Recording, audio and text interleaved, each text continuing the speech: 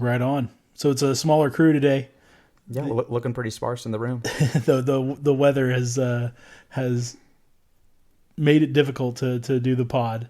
Yeah, this has been some crazy few days of weather here in Southwest Missouri. Like the most snow I've seen probably in my life here. And it's the really coldest. close. I can remember one time when I was in like third grade or something. It may have been second grade, and we got a lot of snow. It was probably the most ever. I think it was like almost 2.5 feet. But it literally just kind of snowed pretty much consistently for like a whole week, if not a little bit longer. And I just remember playing in it. I remember it being like up to my chest as a little kid, and I was always a tall little kid. So it was a lot of. How old do you think you were? What year? It had to be like second or third grade. Yeah, so I was actually talking about.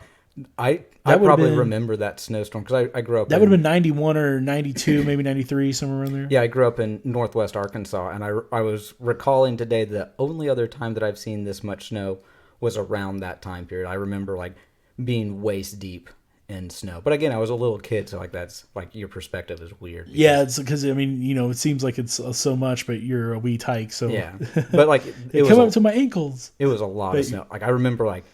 It got really cold and like all the top of it froze. So like I could walk atop the snow and like it could like crack and fall through. Like that was a lot of fun back in the day being a little kid. I miss the old snow days as a kid. But anyway, let's roll the intro music. Let's get to it. Let's do it.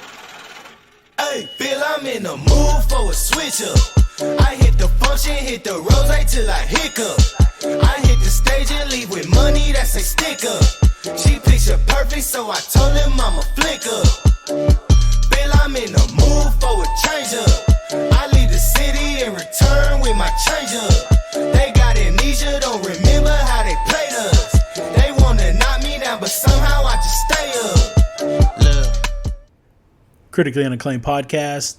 My name is Tyler. I am here with Greyson, our producer and co-host this evening.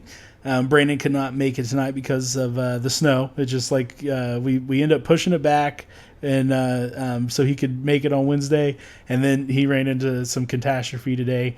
But he will be here for next week for sure. So yeah, but I will do him justice. Absolutely, this is gonna be fun. I'm glad this is a Tyler and Greyson episode. I'm gonna be honest. We'll get into some weird and nerdy stuff. Yes, absolutely. We're gonna geek out. So all you nerds out there, be ready. Buckle up. But just kind of going through the kind of the paying the bills type stuff, even though we don't pay any bills because we don't make any money on this podcast, but we want to. Though. So you can hit us up at the critically unacclaimed podcast.com. We have a donate button on there. It links to our GoFundMe, and then we also are on Twitter and Facebook. Facebook just critically unacclaimed.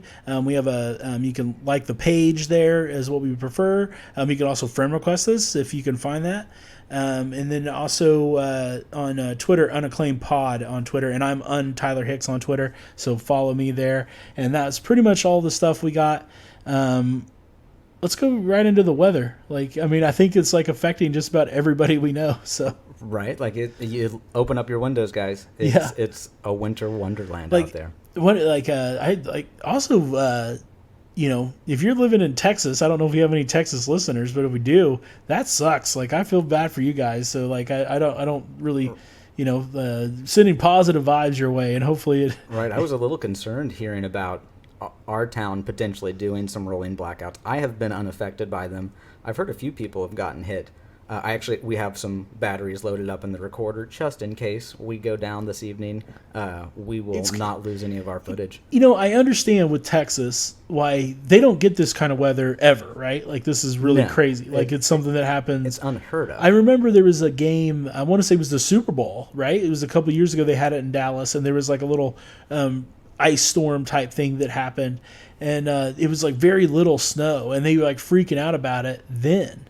Right. And but that was like the first time they'd snowed there in like 30 years, right?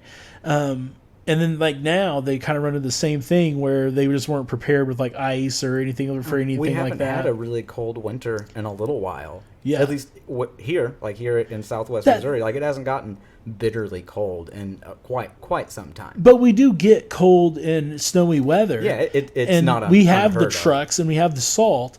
The blackout thing though with our power is what's throwing me like off. Like that is so crazy that they're not prepared for that here in Springfield, Missouri. Like on how they're doing these rolling blackouts. But I guess it's all through the Southwest It was part from of the state. like, the regional substation. Southwest Power, I think is what I recalled reading on the news what it was called. But yeah, they issued the memorandum out to all of the local places saying, hey, this is something that you might need to do because we're running low on supply. And I'm not sure why we're running low on supply. I haven't heard any hard facts I heard as to why. I guess we use a lot of natural gas. I thought that the city was actually on coal, but I researched it and they actually we just shut down our plant. Yeah, they don't really do a lot of coal anymore. They are doing mostly natural gas, and which it probably no better. It got cheaper. Personally, I'm glad they're out of coal. Like I just think coal's kind of ridiculous. Like we don't need it, but it's a money game at the end of it. Whatever's cheaper. Whatever is cheaper is what they're going to spend their money on, and natural gas happens to be the cheapest thing, the cheaper alternative. Yeah. So I guess the lines can freeze. And I think that's what they were kind of running into. Okay. But that still is kind of ridiculous. We live in a cold area. They should be buried or insulated to where they won't freeze. I agree with you, but like, when's the last time you've seen negative temperatures? I haven't seen. It's been a really long time since I've seen like a decade or more. No, like there's just a few years ago, I went bow hunting in January, and it was like -4 degrees. Yeah, where were you bow hunting? Like what part? Were you up on this plateau? It was close to like Conway, Missouri. So I guess it was a little bit different. Yeah. So maybe it wasn't as cold here. It was about a 45-minute drive away. Because that's one thing that's unique about our region, the Ozarks. We're up on a plateau, so like we don't get hit as bad from some of the cold weather. That is true. That is true. Springfield does seem like the climate it's a little bit south. It is slightly from where I was at. Very slightly different than possibility. all the surrounding area. Like anytime we get snow, expect Northwest Arkansas to get like 1.5 to 2 inches more consistently.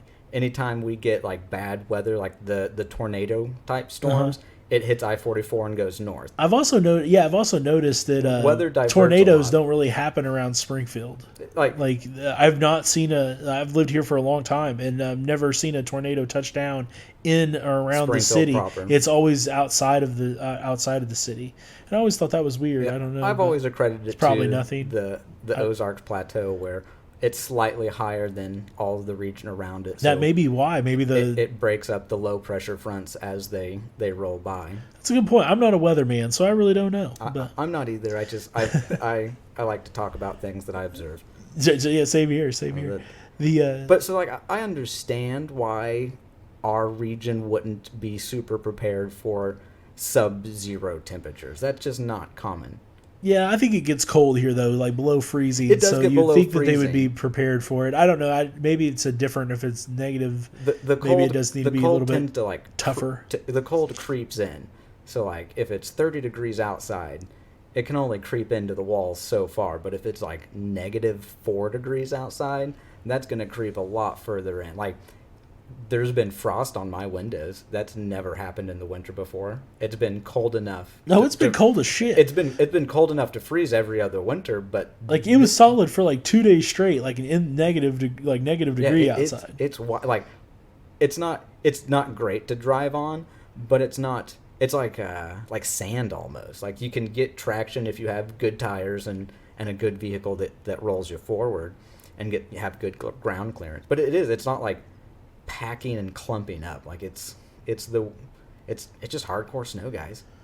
Fresh powder. Fresh pow, brah. Fresh pow. But it is funny, like any northerner is like, this is actually what snow is, guys. Yeah, Congratulations, you got your first snow. I remember like I was saying when I was a kid, I remember one where it was like 3 feet or something like that. But everything else has always been like a mix of ice and snow, and it always would only get like 3 or 4 inches, like nothing like this. Like, how much do you think we've got here in Southwest Missouri? It's at least 10 inches at this point. I thought it would be anywhere from 8 to 12 is what I was going to say. But it's pretty. Like, I haven't gone and like scraped off a portion of my yard to see how deep it is. But it's hard to tell with the drifts too. Because it's not like sticking. It's not like what it we blows said. It's around. not clumping. It blows around like sand. It's freaking wild. But like that. Also, what's crazy talking about like the power outage. You remember the 2007 ice storm? It was one of the worst times of my life. Being without power for a whole week. I don't know if anybody, like, for people who don't know, but here in Southwest Missouri, we in 2007, it was like January, I want to say, like early like January. New Year. There was a ice storm that happened, and it got brutally cold, like down to like the teens, low teens, with the wind chill because there was the wind coming in. It would end up feeling like it was like negative 10. And it had been raining all day too when the cold front blew in. Yeah, when the cold front blew in, it was right after a rainstorm. So like everything just got covered in ice because everything was wet, and everything instantly froze. And we was sitting outside, like just like drinking beers and watching Transformers just blow up. It was almost like a fireworks show. Tree branches were just like cracking and falling. Trees, whole trees were falling. It's also surreal because the roads never got bad. Like the roads were warm enough, it never froze. It froze like 15 feet off the ground. Anything 15 feet. All the high stuff and like in the trees were the big thing because they kept falling into power lines. My house at the time didn't get super ice covered. It was just like trees, power lines, anything that was up high enough where it was cold, it just froze. So because of this, we were out power throughout the whole city. Really, through whole Southwest Missouri. I remember where I was talking about where I go bow hunting. They lost power out there too for like 8 days. Yeah, there were some places that were without power for a month. And there's some places without power for a month. Here in Springfield, it was close to 10 days. Crazy story. We had this trap house that nobody paid rent at, but one of my friends lived there, and so we would go there and at where I worked at, which I worked at a home improvement store. By the way, crazy. We were the only people that had generators, and I remember the Sunday after the initial ice storm that happened on the Saturday. That Saturday, I got to work early, and there was a line of people outside because we had these generators, and I did nothing but load generators all day in this sub-freezing temperature while it was raining, and I was outside I was covered in ice. I was so miserable. But I was lucky because just right down the road from where I worked was this trap house that we had that we partied at, and it never lost power. Dude. Not one time. Everything else around it, all of it lost power. That fucking thing never lost power one time. Right. Like, it's probably because like the CEO of CU went to that trap house too. I don't know. Maybe it's like this house can't lose power. I guess maybe it was his trap house at one time. Yeah. But yeah, it was awesome because I actually had like a shower I could go to because I couldn't even go to my parents' house at the time because they didn't have power. Yeah, my dad was working in Arkansas at the time, so he just went and got a hotel room in Arkansas and just worked that week down there. My mom went with him, so like I was again like. My high school was canceled for that whole week. Right. So I privileged kid, I just got a PS3 for Christmas. So I just packed that thing up and like texted my friends like, hey, which one of you has power? I'll bring a PS3. I'll bring a PS3. And so like I floated around people's house for that whole week and just, that's awesome. It was a lot of fun. What a great senior year. So the funny story, I got to tell this about the ice storm. And so my buddy Travis let me stay at his house because he had a generator. They didn't have power, and it was before we knew that the trap house had power.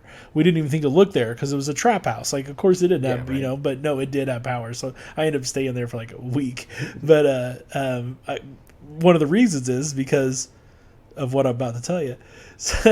So anyway, we just got fucked up. Like basically that's what we did, right? Like during the ice storm, we were like we were 20 years old and we had a bunch of booze, so we just drank it all. Like that's Right. like we That's couldn't what really do everybody was anything, doing. because we didn't have no power or anything. So we just like had like our little like a Zune and stuff like that, like these little MP3 players, and we were just rocking out, just getting drunk as shit. And the next morning, I had to go to work. So I jump up, and it was actually that morning I was talking about that was super chaotic and hectic. And so I'm like, jump in the shower, and the only way that I could take a shower was with these candles. Yep. So I lit these candles up, and I jumped in the shower.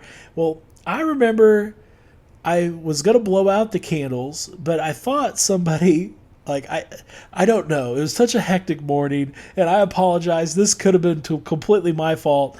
I could have swore that my buddy's sister, who lived with him at the time, was needing to use the restroom after I got out of the shower, so I didn't blow the candles out. Well, those candles ended up exploding and lit their bathroom on fire. Oh, man. And it was hilarious. So my two good buddies lived there, Travis and our other good buddy, and then Travis's sister lived there, and they all had their girlfriends over. And I guess our other buddy, I'm not gonna call his name because I don't want to shout him out, but he when he seen the fire, he pushed everybody out of the way. Him and his girlfriend, it bails out. Travis tells the story so good. It's so funny, and they had to put it out, but it completely burnt that bathroom down.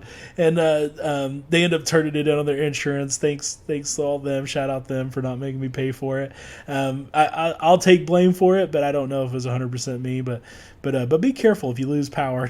Don't let your candles burning in the bathroom. During that whole time, all the news was talking about do not use a kerosene heater. If you use a kerosene heater, you got to open a door or something. You open a door, you keep an eye on it, you are going to burn your house down. Or you'll die from carbon monoxide. Right. Because, we're Ozark people. We're old school. They used to use the kerosene heaters a lot. I do remember when it was really cold and they were doing, people lost power. There was a couple elderly people that didn't get checked on, and they did pass away out there where I'm from. We've also... It was really sad. My folks have always had, oil-burning lamps. So, that was a great, it was a good light source, and it produced a good amount of heat and relatively safe. My parents had a propane stove, so, it always works, and, I wish we had a propane stove here, natural gas. I hate cooking on electric, but... Me too. I was actually just, trying to think in my head, how could I reroute our gas so I could get a gas range? I was thinking about just getting one and putting it in the garage. Yeah, a little propane. Yeah, a little propane burner. That'd be really good. On a grill or something, use it more. I did remember during the ice storm when we didn't have power, my house had propane water heater, so we could all just take wicked hot showers. Oh yeah, so same with ours. It was great. So, but yeah, anyway, so shout out to everybody who's struggling in the winter weather. I guess I don't know, we're right there with you. At least we're not going to be out of power for a week. I know, yeah, I did lose power, but it was only for an hour, so we should be good. Hopefully they get their shit together at City Utilities. Yeah, I think again, I think we're over the coldest part of it. It's supposed to be 50 next week. Looking at the forecast, I think it's supposed to be 32 on Friday, guys. It's gonna get hot. Break out your bikini. It's supposed to be in the upper 20s tomorrow, then over 30, and then it's supposed to start getting into the 40s and 50s next week. Yeah, so. I think we'll come through, guys. It'll just be a nasty mess. It's gonna be so wet and soggy. Ugh. Gross. All right, so water levels will be up, which means fish will be biting. That is true, and we're getting ready to get into that. I'm real excited about it. I love fishing. So yeah, that's the one promise of spring. It's I do a lot of fly fishing and trout fishing and stuff like that, and it's March 1st, kind of kicks that off. That's the opening day of trout season. Usually it's end of February I'll buy my fishing license because sure you can buy it in January, but I'm not going fishing in January or February. It's way too cold. I'm a warm weather person. It has to be. Again, more power to you if you're out there fishing in these cold weather. It's not for me. Not for me. And I know some buddies who gig and stuff like that, go gigging and stuff in the fall, and it's pretty cold. I like gigging, but man, sometimes it's too cold to even do that. It's also great. You can just buy your fishing license on your phone too. You just go to the Missouri Conservation app. You spend the $12. It's been a life changer because you could just it's so great. I was one of those folks I would be I'm going to go fishing in the morning. I would get off work at 11 or 12 and I'm going to go fishing in the morning. Let me get my fishing license. run to Walmart and be like, oh, the machine's down. Like, Yeah, well, or dang so it. machines down, or you'll forget that you need it. That's my always thing is like, oh shit, I didn't grab it, or I'll have to that's get a also reprint. true. Like I'm going out into the water, so I'm not going to carry my wallet with me. Right. Even though You're supposed to do it like hunting and everything like that, but like I always keep my stuff in the truck and like it seems fine. I carry a little dry bag, put my cell phone in that, and if I do run into if I'm going Missouri away, if fishing I'm on game- like if I'm going on a kayak or boat, I'll usually keep it with me. absolutely, So- absolutely. But conservation agents are such dicks around here, though. Like they might as well be like CIA. No, you're not. folk. If you're a conservation agent, you're listening. Like, I'm a you- big you fan. are- You guys do your job really But well. like at the same time, like I know what they have to deal with. I love floating the buffalo and like knowing that they deal with just drunkard after drunkard Sure. day in day out. Like like every person would be. I say that they're conservation agents, but I actually don't think they are. I think they're actually more of like highway patrol. They're feds. Like they're straight up federal officers. Yeah, they well, they're state officers. They're like a highway patrolman. I think they're just the same thing as like a like highway Missouri patrol. fishing. Yeah. You're right. Like, well, no, like the people like water patrol is different. So like, and then there's the conservation agents. They're the one who'll check your tags, and then water patrol is the ones like if you're breaking any kind of laws, like drinking and boating right. and stuff like that. Don't have a trash receptacle. Don't Yeah, have a life vest. yeah, that kind of stuff. Have They'll any get glass you. on you. Yep. So, So what kind of fishing? Like where you guys like getting into? man, I'm gonna try to do a bunch of trout fishing this year, a bunch of fly fishing. I really enjoyed that as a kid, and I like doing all kinds of stuff. I'm gonna try to do a lot of fishing this year, though. That's like my primary goal for 2020 I think or I'm right. 2021. Yeah, I think I'm right there with. I kind of like this past like I don't know like 7 years. I haven't gone fishing in such a long time. It used to be such like I would go, but it's like sporadic, and I don't really get into it. And it's like something that I really love. I always hunt, and that's always something that I do. But like I like going outside and being outdoors, and for some reason I just never end up going fishing enough. like and I used want to no joke carry my fishing rod and tackle box in my car at all times because like I might get off work a little bit early. I'm like I'm gonna go hit my spot up. Like I haven't done that in so long, and like that's so. I used to work at Bennett Springs State Park. That's why I like fly fishing. So like I would work in the mornings from like 5 to 1, and then I'd fish from like 1 to 6, and I did that every day during the summer. And like that's not like it's sad because fishing is such an Ozarks tradition. Like Yeah. we all know family members that have fished their whole Oh life. Like, yeah, almost everybody does it around here. we got Like, streams and creeks and rivers all over the place. Like that's just like part of who we are. So I'm sad I'm right there with you. Let's go fishing. I'm down, and like if you guys know of any good spots, hit us yeah, up. We'll like you can we'll even check 'em like out. private message us. We know spots are very Yeah, sacred. we'll keep them secret.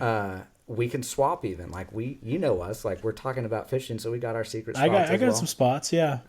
So like I'm bad enough. Like at Google Maps, I drop little pins, so I have all my spots staked out. Man, some of my spots I've just been going to for years. So that's it too. Like I needed to start like keeping a physical or like a digital record, just because like there's some that are way out there and weird. Like put a little note like park on this side of the street. That's one thing I want to go. Like I've always hit like a lot of the popular places to fish. I want to kind of hit some of the more out of the way places this year too. That's one of my goals, and I want to hit all the trout parks, Like, which I haven't done in a long time. See, I'll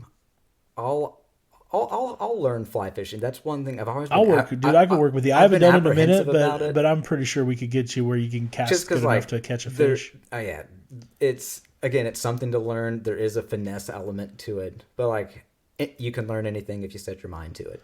It's a lot of fun. I really enjoyed it as a kid. I just like I hear it's the best fight.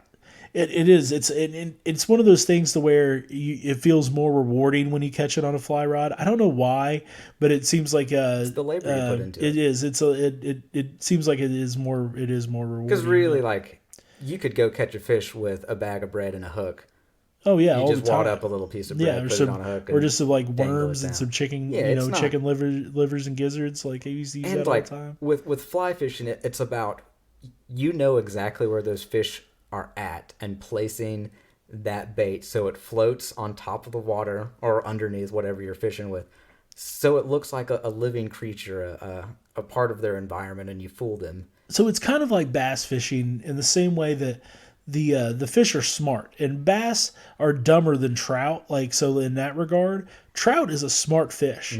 Like Bass are just aggressive. you have to use like camouflage line because they'll see it and they won't hit. And like you have to make whenever like even if you're using a spin reel on trout, you have to make like whatever you're using really look like like food, or they're not going to bite it. Like Right. like it has to Especially work. the big ones, like they've lived their life Yeah. knowing what the good stuff is. And so for me, part of the fun with fly fishing is that you have to, the way that you present the bait, and then also the fact that like I would make my own bait. So I would tie my own flies. And when you tie in your own stuff, it just, I don't know, it's really fun. It's like I could do this. I'm a survivalist. Like if I needed to, I you could catch use a little it. bit of your beard hair. Yeah, I could make a fly out of some hair, whatever, and it'll And work. like even thinking about like I've watched some fly fishers. They're like, okay, you cast your bait at this point, so it'll get sucked down in this eddy here, because that's what would happen in real life. Yeah. A fly or whatever you're fishing with, it would float on the water and hit that and then area. hit that spot and get sucked down.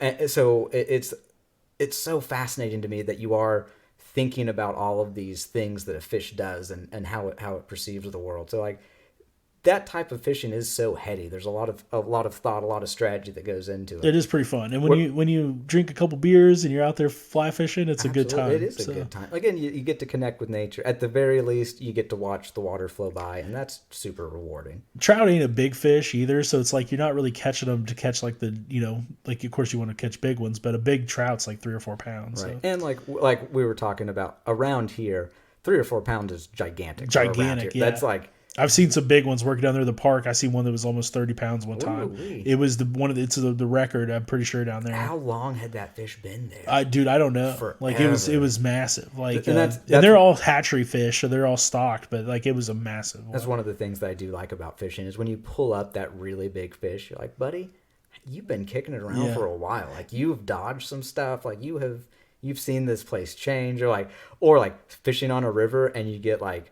a striped bass.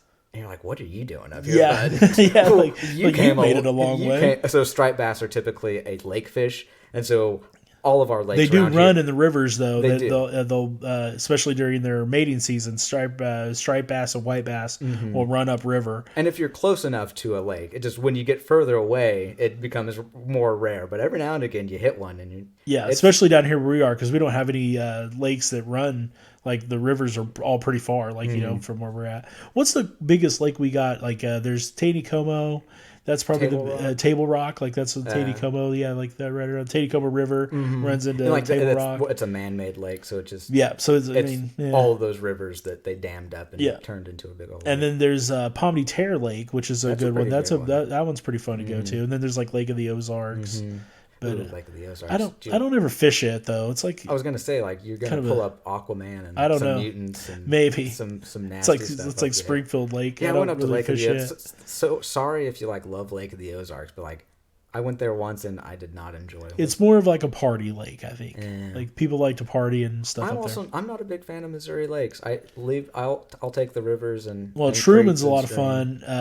I really like going up to Truman. That's a good one to hit. Palmy Terre is pretty good because Stockton's a lot of fun because it's so small that it's just fun to bounce around on a boat on Stockton, like hit the little eddies up. I haven't done a ton of lake If you're doing a lot of fishing, Stockton's really fun. So cool. No, I do mostly river stuff. It's walleye fishing up there at Stockton. Yeah, never. Walleye's fun to catch. Never done any of those. Yeah. Big old teethy bastards. Yeah, it's pretty fun. But this is a Greyson Tyler episode when we're talking fishing. Brandon, I don't know if Brandon's much of a fisherman or not. He's never really brought it up. So, but hey, it's what we like to do. And It's what we like to talk about. And I'm assuming he's not. I'll have to check with him, but I'm assuming he's not just because I have like tons of fishing gear just laying out and he's never brought it up. So. He's gonna hear this episode and be like, guys, I do this all the time. Yeah, he's like, I love fishing. What are you talking about? Fuck you guys. I'm a world-renowned bass fisher. Did you not know? Right now, he's listening to this and he's thinking, he's like, son of a bitch. I'm like a professional fisherman like 8 years ago or some shit. Right. I don't know. Oh, I don't even know what any fancy like fishing stuff is. I I go with budget fishing equipment. Like fly fishing stuff does get expensive. Well, my fishing rod, when I bought it, it was like $700, like $800 for like the whole setup I got. Like not including like it was probably, I spent so much money on that. Like all my money as it's a all kid premium went into material though, right? It was. Carbon fiber. But shit. I bought this thing in 2003, so I looked up the price of it the other day. I have it. I drug it all out. I haven't been fly fishing in several years. I think the last time I went was like 2008. And if not even before that, the last time I went fishing at Bennett Springs, I know because it was the little day tag was in my fishing vest, and it was 2005. It was my birthday. It was the day before my birthday in 2005. And but yeah, it was pretty good back then. But you could buy the whole setup now, and it's only like $200, $250. Not but bad. but And that's I'm also still going to like- use it. Like I ain't going to change With it. fly fishing, you got to get the rod and the reel. Like you can get a combo. I have another rod that I bought. It was only like a $200 or $300 rod. Which, if you ever want to go, you could totally use Heck it. yeah. Like so. I'll bring my little Zebco. Yeah, I have some really good spin reels. I actually have a little flex here for the fishing guys. I bought it. It was like $130 St. Croix spin rod. Broke the tip on it the first day I used it, and that's upsetting. I haven't fixed it yet, and it's been sitting for 10 years. What are literally your feeling sitting on bait casters? I always prefer a undercast reel. Like Mm-hmm. a bait cast reel is fine. You have to get pretty good with them because Yeah, if not, you'll just nest them up all the damn time. That's so. exactly. I bought one thinking I'd be cool and do what all the new fishers do, and then got it all backspun. I was like, well, this is the worst. I'm going back to gold underhand. I don't know. I'm just not good with them either. And like, I don't need to throw a jig 300 yards. I think that's the thing is like we do a lot of river fishing, and like we don't really fish for the big largemouth as much. We were talking earlier kind of about it, and we're mostly like smallmouth, like trout, I like need river way more fish, tri control. bass, and so like those kind of rods and stuff just aren't very good for that short pops. They tend to back the bird's nest on you. Exactly. Like I'm casting like 15, 20 feet maxed across a riverbank. I always like an underhand, just like a little, All right, so enough with the fishing. So yeah, what's our what we got next? Little WandaVision? I think so. Yeah, it's time. Weekly episode recap. Yep, this was a good This episode was too. a great episode. So spoilers going forward. If you haven't watched WandaVision, you definitely need to watch it. But we're gonna Absolutely. spoil the shit out of it, so don't listen to for 10, 15 minutes 15. here. We'll be back. But yeah, it was episode. Was it 7 or 6? This was 6. 6. So there's 2 more left. 2 more left. Okay, interesting. This episode was by far one of my favorite ones. The most consequential. Like Yeah. I felt like there was a lot of stuff going on. Like every character interaction that happened, I felt like was important. So there's a lot of unwrap here. There's like we were kind of talking about this earlier, and we didn't want to get too much into it because we were going to talk about it on the pod. Right. And so, but there's an awful lot to unwrap. First thing is Pietro Quicksilver, right? Right. So, I don't think he's Quicksilver. I don't think so either. There's just a few things like it's too. It's like mud in your eye. Like it's too on the nose for me. I think it's pulling a trick on the fans. Something that somebody had said is we're all assuming that he's Quicksilver because Right. he was Quicksilver in Right. the Marvel or the Fox X-Men universe. And this is an extremely meta show. It's all about Yeah. being referential to itself and So- to the understanding the audience is watching. So we know that he's Quicksilver in that universe. Nobody else knows that, right? Right. So they're all wondering, like, if you're Darcy Lewis, isn't that her name? If you're her, you don't know who that is at all. That's why she exclaimed, "Oh my Yeah. God!" She Recast him. Like how could she? What a heartless person. Now, in this episode, he was acting like he knew everything that was going on, and he was trying to really connect with her. So, a really interesting fan theory that I seen is we talked about this before with how this is going to tie into the movies. Right.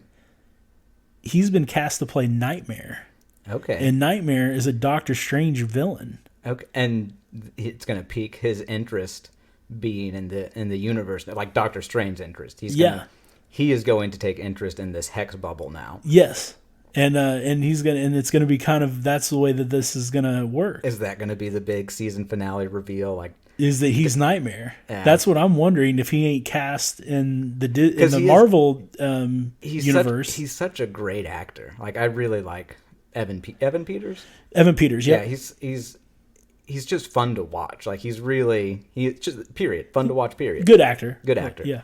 I do think it was funny that Wanda made she said the word kick-ass. So. But yeah, they so, said like, it and flatly. then yeah. And then, like, because that other actor that played Pietro in Age of Ultron was from Kick-Ass. I thought that was. Well, so was Peters. Yeah, Peters was right. his buddy. And like, they both Quicksilvers were in Kick-Ass. I can't wait to finally figure out what this show is all about, because there's just so much speculation happening. Is. Like, it's so crazy right now. I did love the costuming this episode. Beautiful. Oh yeah, spot on. Beautiful costuming. Comic book costumes, by the way. Like everybody, what are Quicksilver had his. The two kids' names? Tommy and Billy. Okay, who's the kid that like looks like a warlock?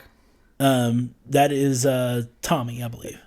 Badass costume. So, like, if I had a kid that age this Halloween, that's the costume. So they got powers in this episode. They all have the same powers is what they did. One's a speedster, and the other one has the magic or hex ability, like Wanda. And I'm wondering if they're going to keep them around after the series. It'd be interesting. They're in the comic book. They are superheroes. So, like, if we're looking at the Marvel Cinematic Universe, they do kind of obtain, or they follow some guidelines of the physical universe. So, like, energy can either be created or destroyed. Yeah. So, like, they're characters. They're alive. They have some type of influence, some type of power. So, like, they have to continue to exist or change form. So that's interesting. So what about Vision trying to escape, but he couldn't, and he kept getting broken apart and sucked back in? Yeah, what if... is he trapped in there? Like what if... that's a possibility. He's trapped, right? Because everybody's trapped in there. Like, what if he has to face reality outside of the bubble, that he's actually non-existent? Like, what if that's the thing? I was wondering about that. He has to he exist can't in that live bubble. outside of the bubble because he's dead in real life, and so inside of the bubble, he only exists inside of the bubble. Of that. And Wanda expanding that, but where's that bubble going to stop after she started expanding? Yeah, Vision was basically going to kill himself trying to escape because he found out that she was holding a lot of these people hostage. And it's kind of crazy, but if you're not in the scene, then you're just like standing there, and it shows like people like frozen, and they got like tears coming down their eyes, like, down their cheeks, because they can't move and they're just like stuck. Right. Because there's not enough processing power to figure out their routine. She also, we're bouncing back and forth a little bit, but I just about Pietro, she did again seen him dead, like she did Vision, which is kind of weird. Right? Is that like some PTSD? That's what makes me think that Nightmare is involved in this some way. Like, he's controlling some of this. He's controlling what she also sees. That increases her depression to keep this world intact. Ooh, that's not bad. Like, he's gaslighting her. Yeah. So he's trying to further the delusion. Yeah. I did love the line about, like, where were you hiding all these kids? I thought that was kind of crazy too, because they're like, oh man, that's right. Like, we haven't seen a single kid in 6 episodes, and then now all of a sudden they're everywhere. They're out in the streets and trick-or-treating like that. And Vision kind of he's kind of doing a detective thing where he's out like kind of looking around at other things. He actually lied to her. He's hitting the beat. Said that he was going to be a neighborhood watch, but he wasn't. He was actually going around to investigate the part of the town. What do you feel about his interaction with Agnes? Because she seemed to be... I think she's definitely just a person stuck in there. Right, that's what it seemed like this time. Like, I still haven't figured out the people in the town, because it seems like they're people who are not from that town. So, like, I don't know what their connection is, like, being in the town. Yeah, I was wondering if there's some type of importance with all the people that she chose to live in this town. Like, are they... So Vision, like, unfroze Agnes. She was frozen. She'd got far enough away from the scene that she'd froze, is what it seemed like to me. And then he kind of woke her up, and she was able to get back to the main scene, since she's, like, a main character. And, like, so what was she doing further away from the main scene? What was she up to?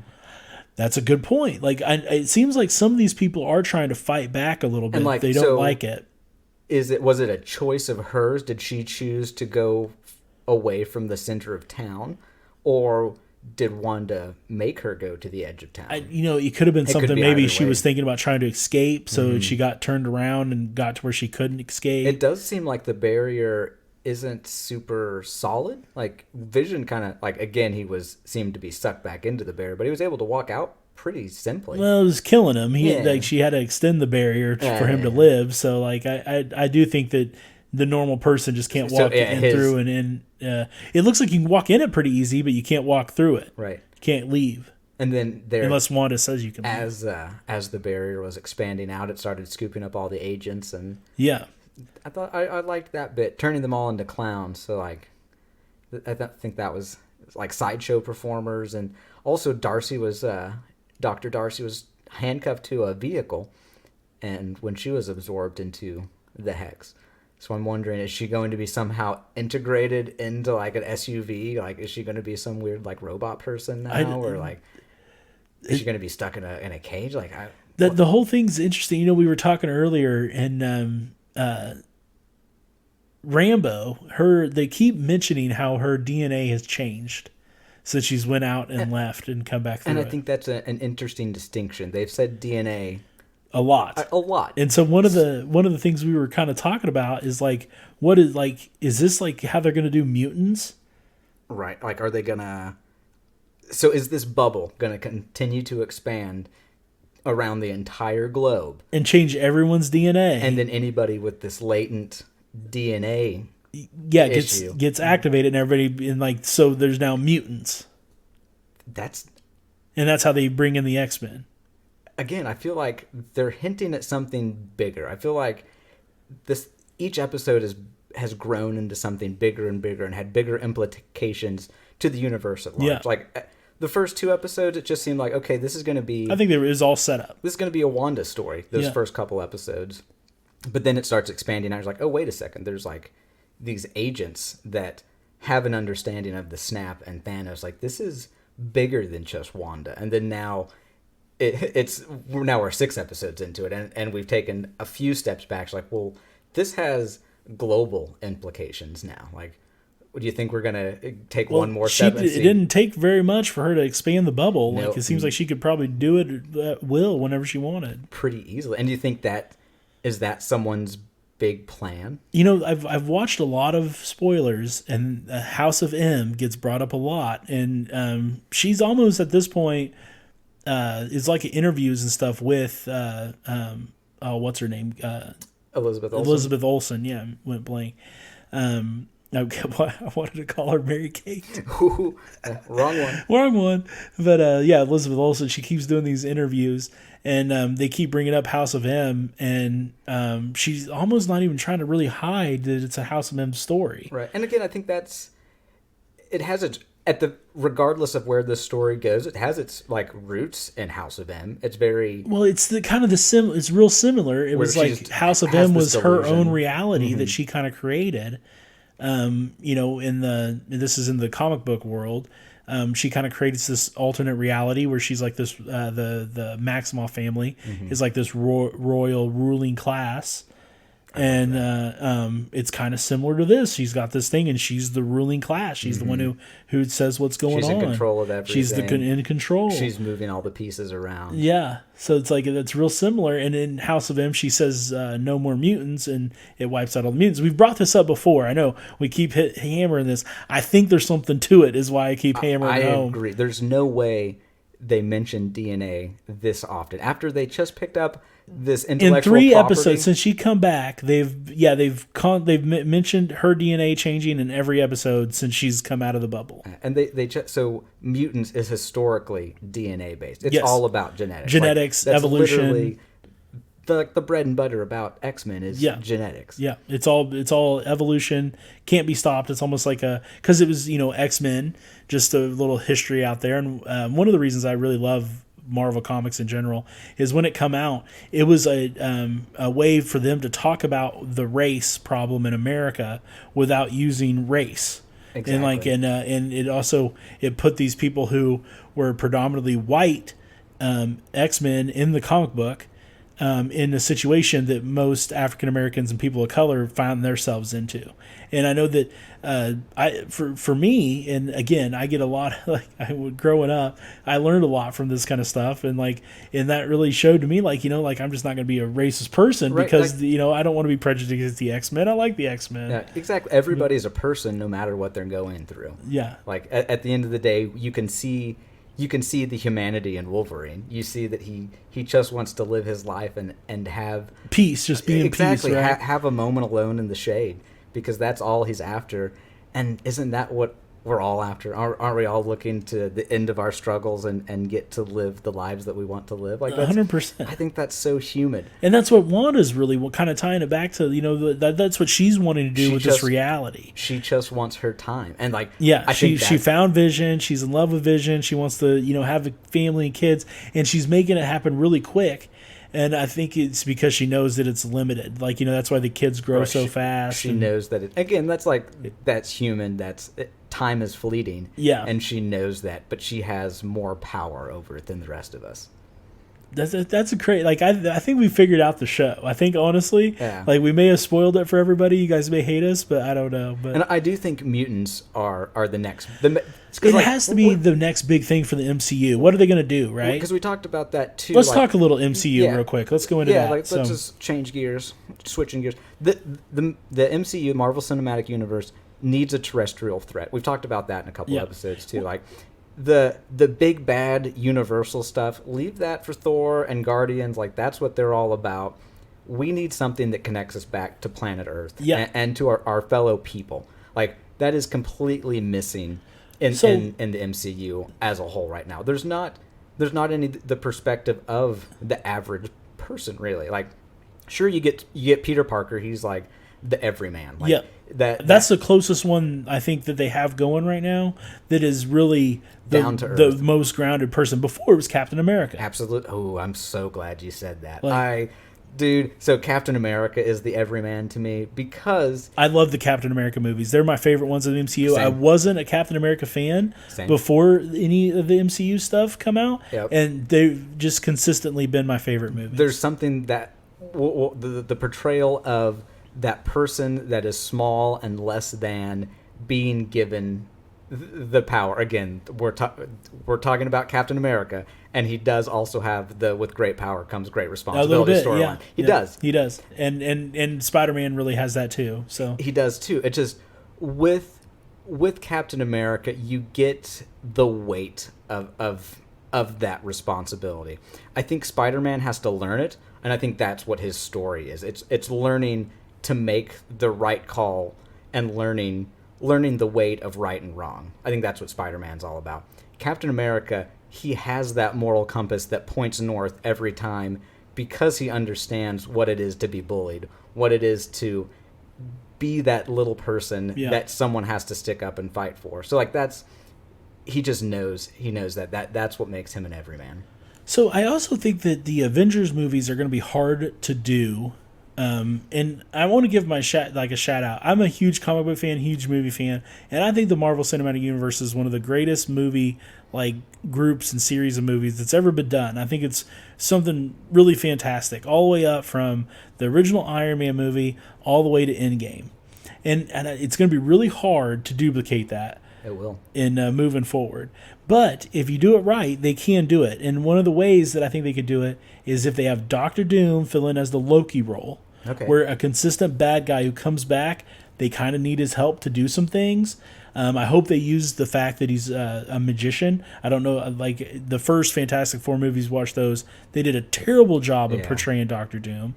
He's never didn't get his powers this way that they did. I have never understood the Fantastic Four movies. They've just butchered them. It's upsetting to even think about. So let's not. So just the kind of a little history of Doctor Doom. Doctor Doom is actually a magician. He had an opportunity and would have probably been the Sorcerer Supreme before Strange.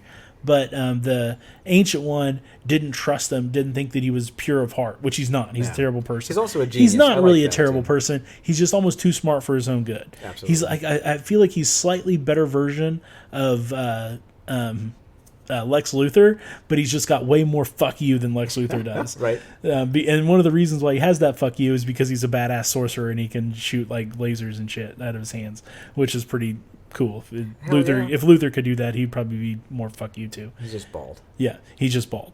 Doom, way better costume, by the way. Doom's costume, awesome. I would love to see that in MCU. Doom's just a cooler it's funny that you bring up Lex Luthor because they are so similar. Like, they're very similar. Doom has a country, Lex Luthor has a corporation. Right. Like it's funny how similar they really are. But you're right, Doom's the better bad. And I actually think like politically, it'd be kind of interesting to talk about Doom, and you could actually make it like Sokovia because it's in ruin. You could actually say that it's now. I think what is it called in the comic books? He's head of.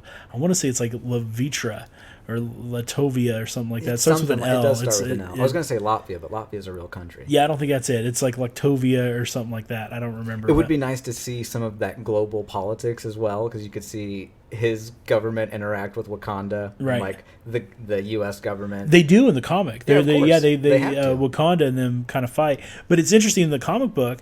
A lot of the people who live in the country love Doom because he uses the Doom bots to fix a lot of the shit. Take care of everything. Yeah, to take care. And so like his country's actually it looks like third world, but it's really just a bunch of farmers and everybody's really well off. That's awesome. And everybody really likes him. So that politically it'd be kind of interesting to do Doom in the MCU. Damn you, socialism. And then he could be again like the Loki character that has to do some good sometimes, but is also going to backstab you every time he gets a chance. When a global threat shows up, Doom shows up to help too, because guess what? He lives on the globe. So, and then this would also mean that you'd bring in the Fantastic Four, because they're the big Doom is their bad villain.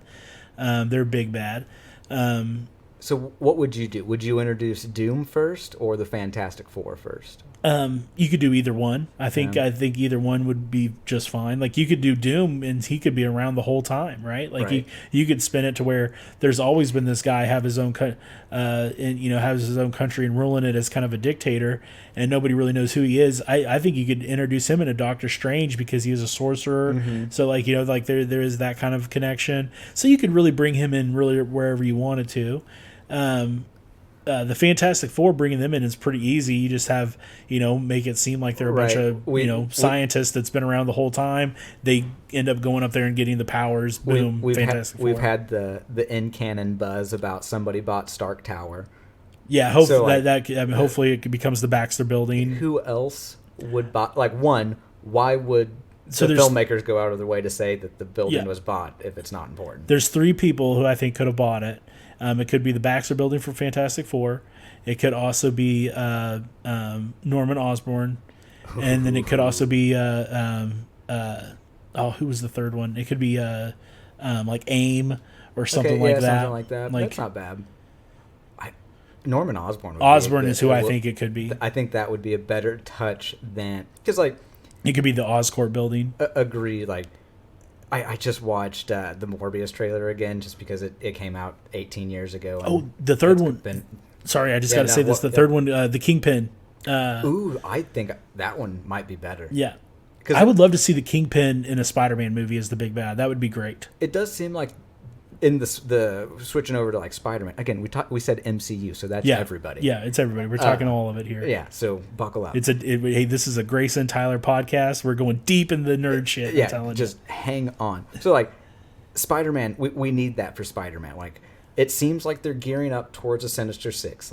100%. I rewatched the Morbius trailer, and they show Toombs, which is Michael Keaton's character in that, and I know they're setting up for you're not going to spend Michael Keaton money if you're not doing something big. So they're going to get Morbius, and it's going to be Keaton, and then which would be fine. And I could even see doing Mysterio. Did we talk about? Did I mention that I rewatched Far From Home on the pod? No, not yet. It's a great movie. I really love that one. The first part of the movie is really kiddie and has some tropes in it that is just kind of goofy, and I don't really like as much.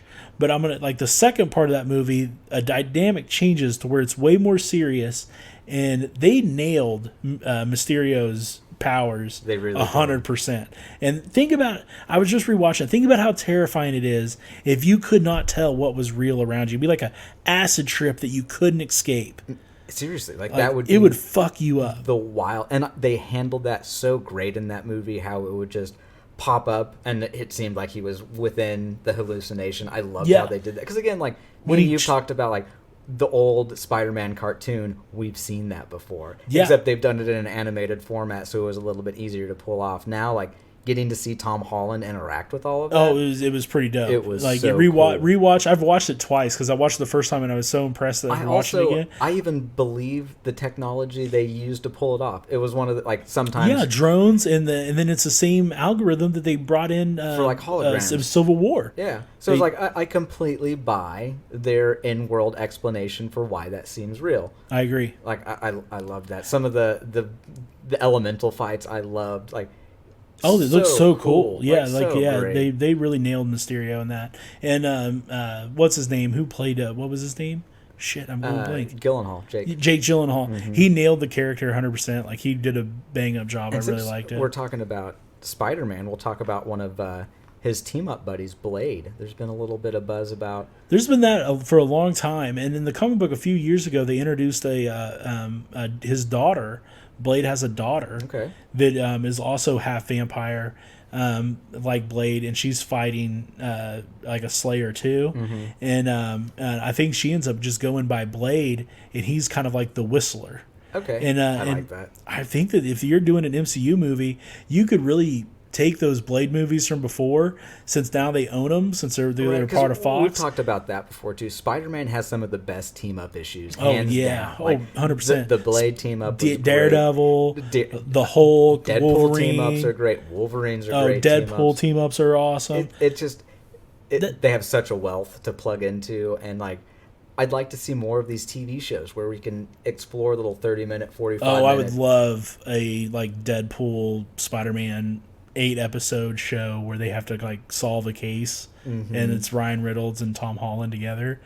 That would be It hilarious. would be great. I'd pay that $30 fee on Disney Plus to watch that one. I don't know if I'd go that far. I'm pretty broke. Yeah.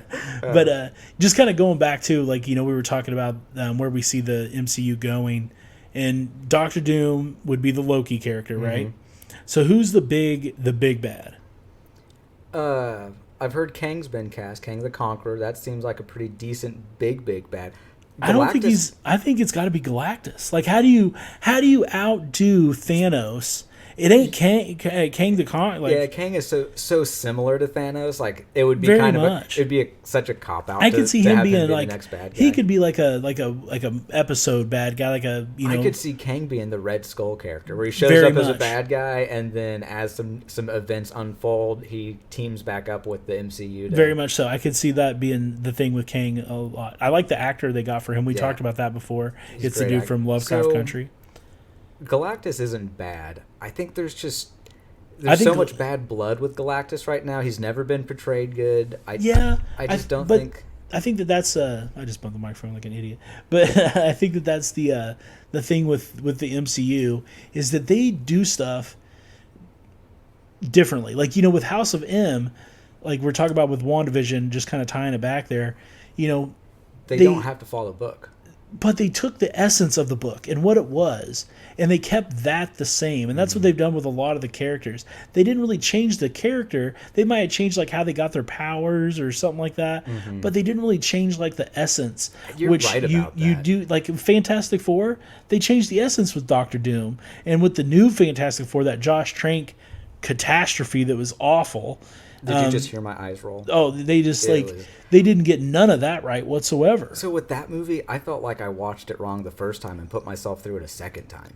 Oh, I've watched it like 3 times, and Sorry. it's awful. It's bad every The time. the best part is when they're little kids. Like it's Yeah. worth watching just to watch I think that the part first of the act movie. is okay. Yeah, when they're little kids, when it's just like a young Reed Richards is like a 12-year-old, and then Ben Grimm is like a right around the same age, and they're doing a science project. That's That the was best. successful. That's the best part of that whole movie. But yeah, they didn't get the essence right. Same with the X-Men and the Dark Phoenix. They've tried to do that so many times. Dude.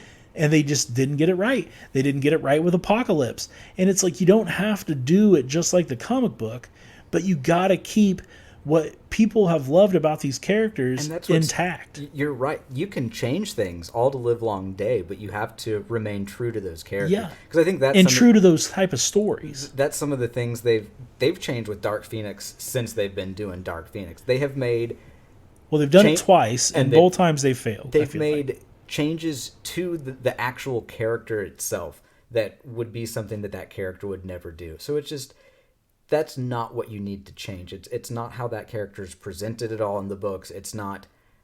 It's just so far it misses the mark. Like they're just like, oh, Dark Phoenix is the bad guy. And That's the story. That's not the story. The other thing is that what the MCU is so good about doing is they don't rush it. Yes. So like they will draw it out. Like how long was Thanos drawn out for? A long fucking time, Forever. 10 years almost. Shoot, the Infinity Gauntlet showed up in a Thor movie. Right. Yeah, in the first Thor, and he was they had his first appearance in the MCU was a cameo in the Josh Whedon Avengers, the first Avenger movie. Where he shows up, he smiles. He smiles. He just shows up and shows half his face, and it's like, oh shit, it's Thanos. And then you kind of think like, okay, maybe the Tesseract is the cosmic cube, but no, the Tesseract's actually part of the Infinity Stones. Yeah, man, you're right. They do take their time, and I think about how they could do that with like, you could have an Avengers movie where the bad guy is the Silver Surfer and they have to defeat the Silver Surfer, and then come to find out the Silver Surfer's like, look, you may have stopped me, but now you got to fight Galactus. Right. And Silver Surfer could take up like the Vision role where he's kind of learning his way. I think that's one thing that they've really tapped into with the TV shows is they can expand this out so much further. With their MCU, they can add all these little flourish details and really grow it out. Are they doing any kind of space shows? I think a Sword. Did they mention something about Agents of Sword? No. I think I may have seen something about that on Disney. The only two MCU shows I've seen are WandaVision and Falcon and Winter Soldier. Oh no, they've planned out. And Loki. I forget. They got Loki, but they also got in the works. They have a Hawkeye show, a She-Hulk show. They have I want to say it's Agents of Sword. When does Loki come out? Do we know any more details about that other than that? October. Dang, that's so far Or maybe it's like maybe it's October. I think it's October because we get Falcon Winter Soldier first. Yeah, pretty quick. Is that March? Yeah. Falcon Winter Soldier is like middle of March. I just realized last time we called that maybe it was Hydra who was controlling all this. I don't think it is really now. Yeah, no. And so I'm wondering how that's going to tie in. I don't know. It's real interesting what they got going on. This is why I'm a fan of these type of shows. Right. You talked about that in the past too. Like Hydra is such a great bad guy because it's always there, regardless of if you're paying attention to it or not. It's always there. Cut off one head, two more take its place. They're always in the background, and I love that. It's so great. I do. I that kind of stuff is the slow burn that you get in the Marvel stuff that I think that would have benefited all the other movies, like all the previous Spider-Man movies, that not rushing it. And drawing it out and just milking it for every dollar, funny. But it makes it so much better, makes it so good. Do you ever have like a friend that's not into the MCU that's like, so what's great about the MCU? Like one of the people so my wife, she's not into she's not kept up with any of the movies. She likes good films. We've watched a few together that she's enjoyed. But like when someone asks you like, what's great about the MCU? The moments that I think about are like, spoiler alert, when Captain America lifts Thor's hammer in Endgame. Oh, incredible. What a beautiful, incredible moment. It's only incredible because you have the history that you've built with those two characters. 100%. So anytime that someone's like, well, how do I get to enjoy these movies? Like, well, you got to start watching and enjoy and pay attention to all this little nuance that happens from film to film, because eventually there's going to be some payoff. It's going to be 20 movies down the line, but it will be so incredible. And it was like 2 weeks ago we had to watch that end game sequence, like the last 45 minutes, because me and Tyler spent a decade of our lives to witness that 45 minutes of film. Literally, no joke. Like waiting in lines at theaters to watch Thor and Iron Man and Captain America just take on Thanos, one-on-one. We never got that. I thought we would, but they end up giving it to us, which is like, Star Wars didn't do that with Luke, right? They had an opportunity to do that with Luke and they didn't, and Star Wars did. Yeah, exactly. And that's what makes Marvel so wonderful, is they listen to their fans. they give fan service to every one of their fans.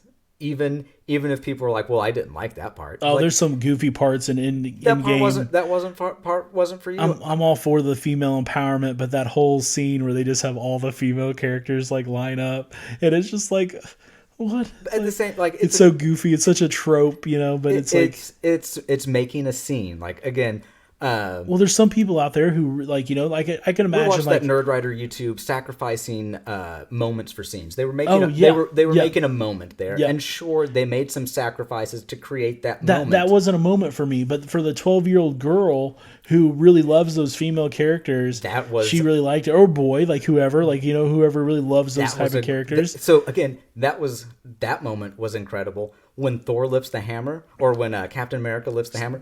That was a moment. That's huge, because that was spoiled in Age of Ultron. Exactly. The reason why we feel, again, why Tyler might be saying that, we might be saying that we like this moment better, is because it had the history behind it of building up to that. I think they need to focus more. And then you had the Thor, I knew it, you know? Right. It's just like we all knew it. He said exactly what we were all thinking at that time. And that is like literally 5 years apart, like so, when that movie happened, when that scene happened. Even now, talking about like those moments that the MCU creates, watching Iron Man's last fight with Thanos, like knowing what's going to happen is awesome. Like you're like, okay, here's when I'm going to watch super close this time, and I'm going to see it happen. And you don't. And then you don't. Yeah. And then you're just like, okay, well, I'll catch it next time. Yeah. And you get to do that for the rest of your life, and it's awesome. And you get to live that moment over and over again. They're movies that the sequels didn't suck. Like you could consider every one of those movies a sequel to Iron Man 1,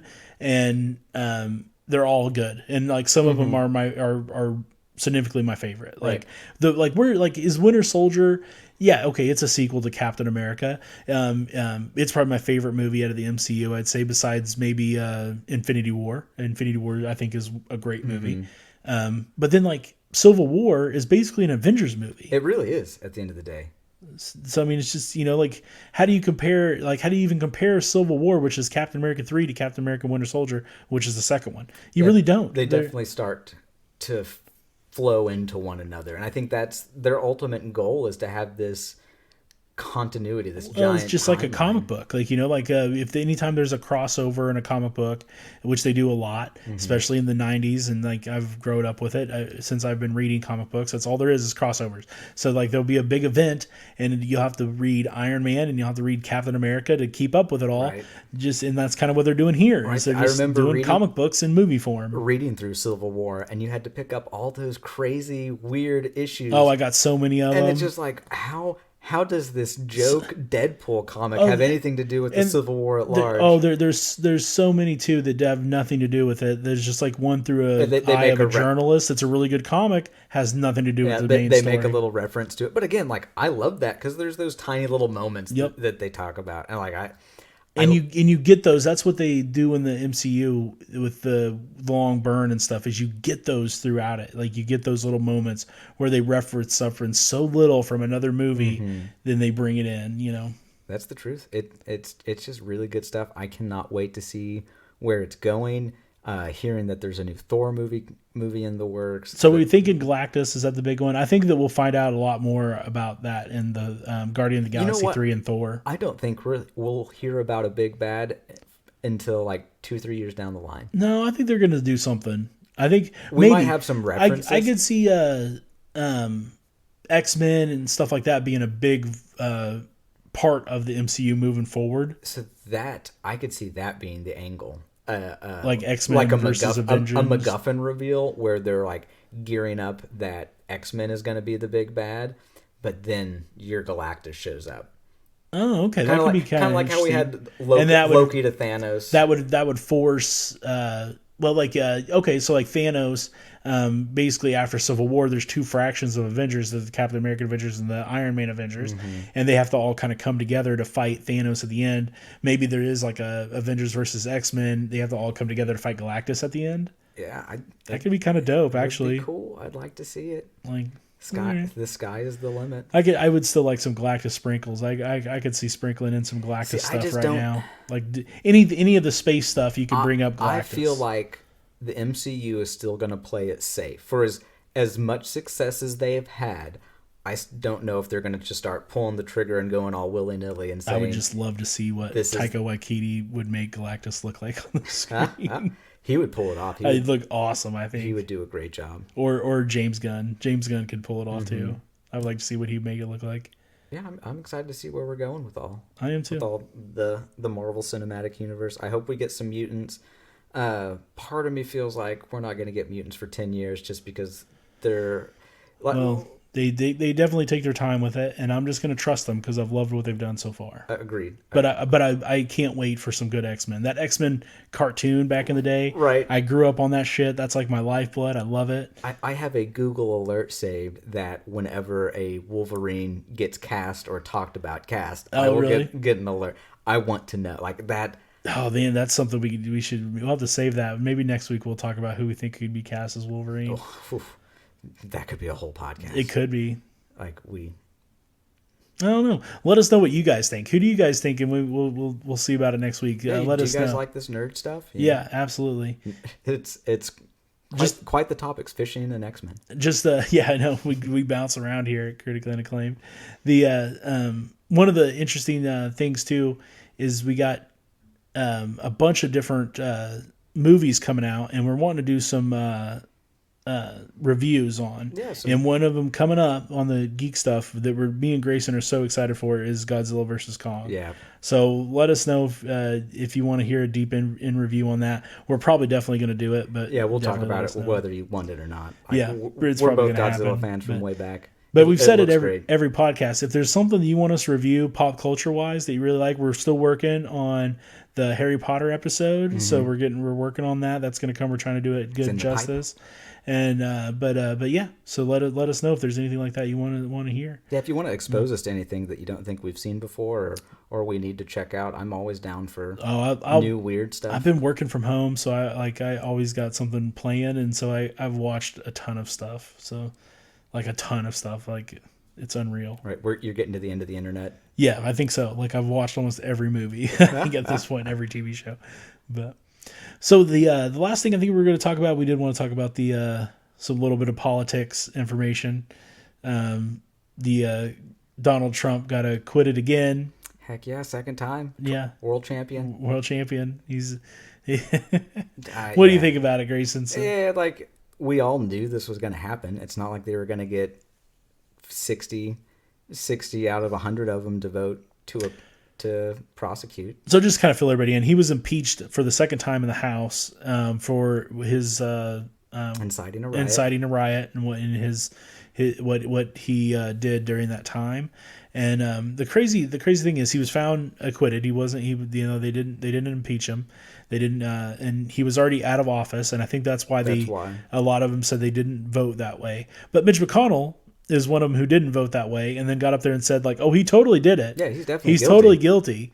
But I'm just not going to vote for him. But based on this technicality, he's acquitted. It's absolutely ridiculous. Yeah, but some of the people that I really admire that are also acquitted. O.J. Simpson. Yep, O.J. Acquitted. Totally did it. What a champion! These people that beat our law system. We should be proud of them. OJ's a crazy one. He was acquitted in the criminal, but he lost the civil. That's funny. Like, so he ended up having to pay a lot of money. Well, hey. That's why he's broke now. Well, but hey, that's it. It just costs money to break the law. Costs you money. You don't have to do jail time unless you're poor. What about Bill Clinton? Did he get acquitted for his? Yeah, he got impeached, but he got acquitted. Sure. Bill, I don't know. He lied under oath, but He just got a blowjob. He just lied about a blowjob. Right. Like, so did Donald Trump. We've all done it. No, it's let's just move on. Like, let's forget about that guy. I am interested to see the future of the Republican Party now. I think Lindsey Graham said if it ain't revolving around Donald Trump, it's going to fall apart. That's scary to think about.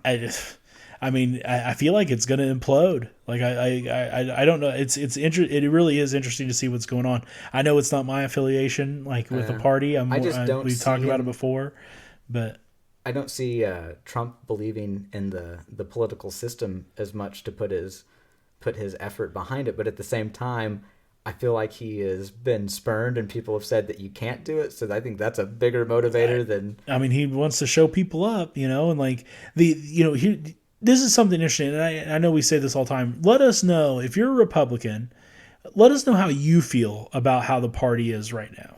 And if you even really care about it, if like you really just don't care about how the party goes and you just vote exactly, like I just vote for whoever I think is good, then I would probably say you're not a Republican.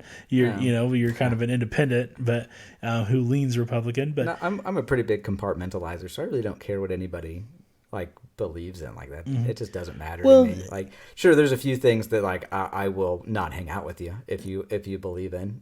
And that's sure, like if you're a Nazi, you're not my friend. I'm not going to hang out with you. We have a different beliefs. I think there's that one draws the line. Pretty clear cut things of like the topics that are socially unacceptable, right? That are just not cool.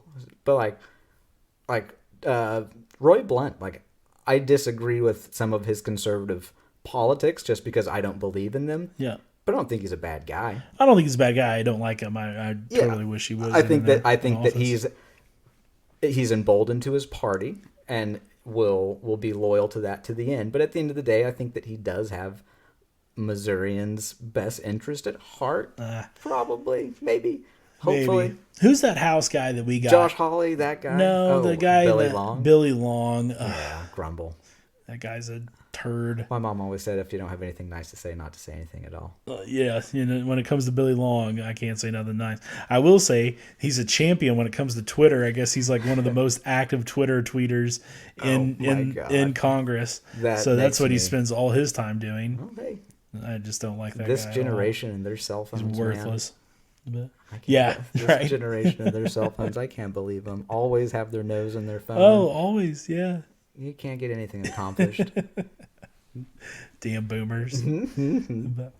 But yeah, it's if you are a Republican, definitely hit us up and let us know what you think the state of the party is, because it'd be interesting to see. I don't have that luxury to I'm just not in that realm, and I don't really follow it too much. So I know that some people are, and I'm just kind of curious, more of a personal curiosity sake than on the podcast. Yeah, I'm just kind of curious. If there's anything else that you want us to talk about or do some research on, and if there's anything you think we should know about, let us know. We'll read about it. See, that's a good point. If it's interesting to talk about. I would love to hear stuff that, if you guys are seeing articles and stuff you think are interesting, definitely send them our way. We would love to see them. So, because, the internet's a big place and we miss a lot of stuff. Exactly. So. We all look at our own slice of the internet and we don't see what other people's slice necessarily looks like. But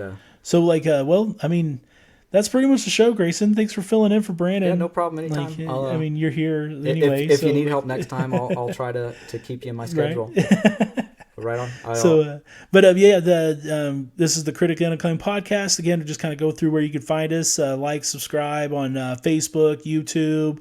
We're at the Unacclaimed Pod on Twitter, thecriticallyunacclaimedpodcast.com. We have a donate button. If you like what we're doing, you want to help us out, hit us up on there.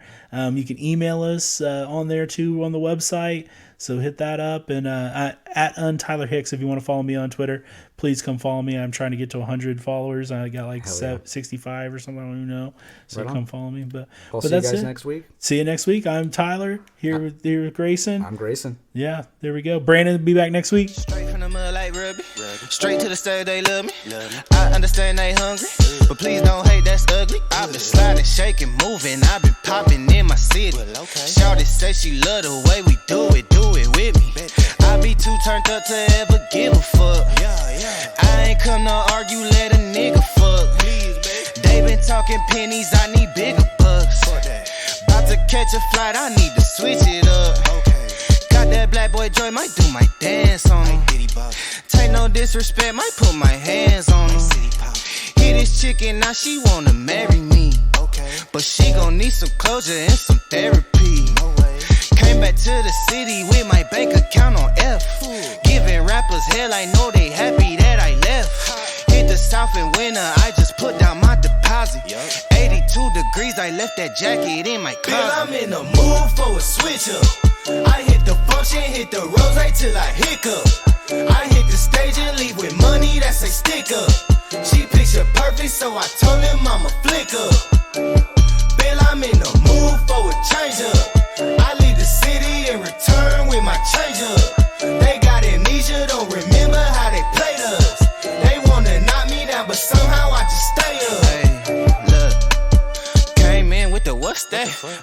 with the who she. Laying game like 2D, I been kicking shit like Bruce Lee.